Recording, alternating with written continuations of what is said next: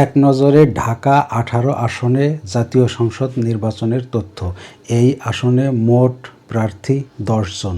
মোট ভোটার ৬,০৫,৪০০, পুরুষ ভোটার ৩,০৬,৬৫৪ জন, মহিলা ভোটার ২,৯৮,৭৪০ জন, মোট হিজলা ভোটার ৬ জন, মোট ভোট কেন্দ্র ২১৮টি।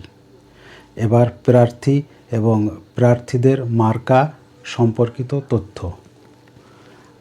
আরিফুল ইসলাম শাপলাকলি মার্কা, এস.এম. জাহাঙ্গীর হোসেন ধানের শীষ মার্কা, মাহমুদুর রহমান মান্না কেতলি মার্কা, মিসেস সাবিনা জাভেদ আম মার্কা, মোহাম্মদ আনোয়ার হোসেন হাত পাখা মার্কা, মোহাম্মদ ইসমাইল হোসেন হরিণ মার্কা, মোহাম্মদ জসিম উদ্দিন মোমবাতি মার্কা, মোহাম্মদ জাকির হোসেন লাঙ্গল মার্কা, মোহাম্মদ মহিউদ্দিন হাওলাদার রেল ইঞ্জিন মার্কা, সৈয়দ হারুনর রশিদ মই মার্কা।